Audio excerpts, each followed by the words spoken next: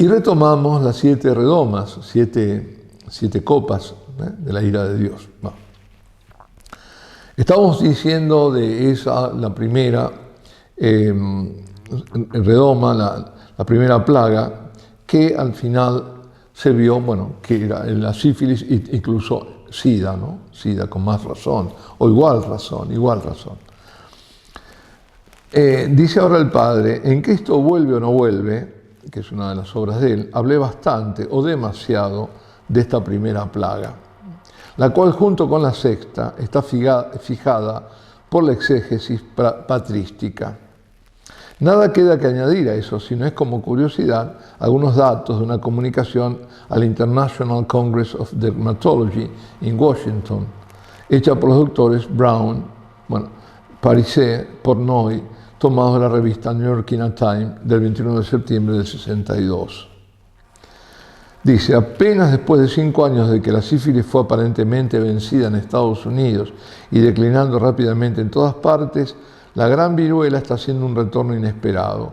De 106 naciones que informaron a la Organización Mundial de la Salud, no menos de 76 tienen ya una recrudescencia de la sífilis. En Estados Unidos el número de casos sigue aumentando. 9 millones de norteamericanos se calcula tienen sífilis o la han tenido. Probablemente 1.200.000 están ahora sufriendo de sífilis no tratada. Es el más frágil de los microbios. No puede vivir en los alimentos, el agua, el aire o los insectos. Puede atacar a una nueva víctima solamente a través del más íntimo contacto, como pasa con el SIDA, ¿no? Y no por mucho tiempo. Y sin embargo, durante 400 años la sífilis ha muerto o mutilado a millones, cegándoles o ensordeciéndolos o volviéndolos dementes. Ha baldado niños en el seno materno y ha arruinado la vida de millones de descendientes. El doctor Brown replicó acerca de los 20.000 nuevos casos anotados y las 4.000 muertes anuales en los Estados Unidos. Si hubiese habido un cuarto solamente de estos casos de morbo y muerte debido a otras enfermedades, viruela, tifus, bubónica o malaria, se hubiera producido un pánico público y todos los recursos médicos de la nación se hubiesen puesto en movimiento. Ahí vemos cómo también se manipulan las estadísticas. Bueno, no, o ante estadísticas, más que se manipulan no las estadísticas, que también se manipulan las estadísticas, se manipula la información, es decir, qué se da a informar, qué no se da, qué se tapa y qué se aumenta incluso, se lo agiganta. Aunque en su principio es curable, al menos temporalmente, sigue siendo el médico, por la penicilina, sus síntomas son tan variados, dice el doctor Parisé, ahora es otro, que el médico puede confundir la sífilis con acné, viruela, sarampión, mononucleosis o cáncer. Calcula que del 40 al 60% de los afectados pasa por los 2 primeros estadios y llega al fatal tercero sin saber lo que tienen. Después la espiroqueta se esconde para irrumpir esporádicamente en nuevas fases activas. Finalmente, más de la mitad de los infectos sufren ataques súbitos al corazón o a la aorta, al cerebro o la médula espinal. Si el enfermo no muere del corazón, puede acabar sus días como un baldado, ciego, demente y medio paralítico en un manicomio.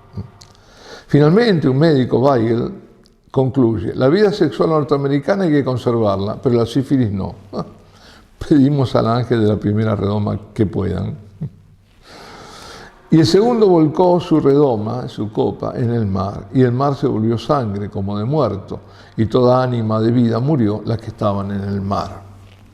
Dice, significa no literalmente, no puede ser. Significa para nosotros el ensangramiento de las relaciones internacionales, las cuales el mar es el vehículo, y es también su símbolo en la Escritura. No dice el profeta, murieron todos los peces. Bueno, tenemos estos ruidos.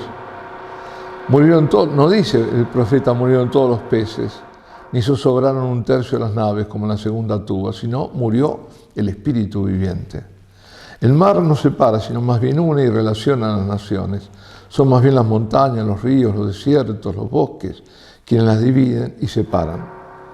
El comercio por mar fue el primer agente de los descubrimientos, colonizaciones y conquistas, y más en tiempo de San Juan. Este símbolo pues puede responder a la predicción de Cristo, y habrá odios entre las naciones. Vemos que hoy día la diplomacia está podrida como sangre de muerto. Se trata de engañarse y aterrorizarse mutuamente con pretexto de amistad y coexistencia, y nada digamos del espionaje llamado pulcramente servicio de inteligencia, ejercido por criminales con métodos criminales.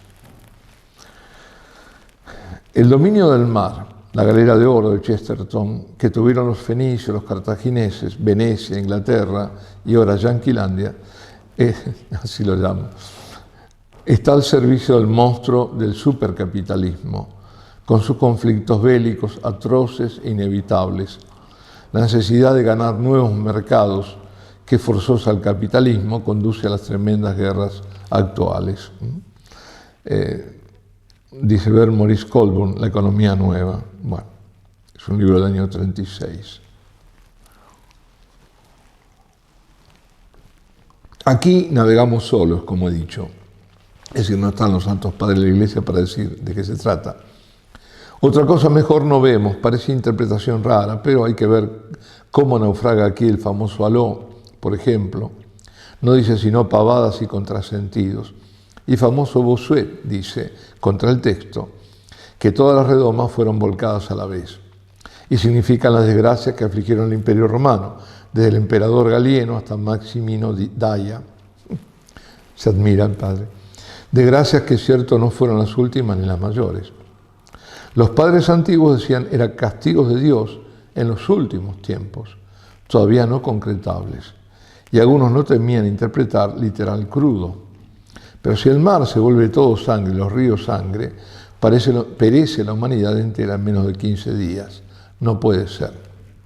Los únicos que nos apoyan aquí son Lactancio, Alberto el Magno y los escritores modernos Peterson, de Sauer, Dawson, que notan en nuestros tiempos fenómenos nefastos de una magnitud como no ha habido nunca y plagas mundiales que parecen irremediables y amenazan a la humanidad de enfermedad, si de muerte no, mares de sangre muerta. Y el tercer ángel volcó su redoma sobre los ríos y las vertientes de las aguas y se volvieron sangre los ríos y las vertientes. Y oí el ángel de las aguas diciendo, justo eres tú el que eres y el que era, tú el pío que esto juzgaste, porque vertieron de los profetas la sangre, ahora deben beber sangre. En esto justo has sido. Esta plaga representa la corrupción de nuestra cultura. De ella han de beber los hombres para vivir.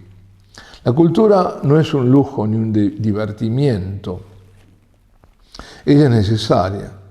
Es el tajamar contra la barbarie, siempre latente en el hombre. Recuerdo ahora lo que decía un profesor en el Colegio Nacional, el secundario, ¿no? Cómo definía la cultura. La cultura, decía, era ese velo sutil que oculta, decía que oculta el trasfondo corrupto del alma. Bueno, decía más bien, decía que oculta las cloacas del alma.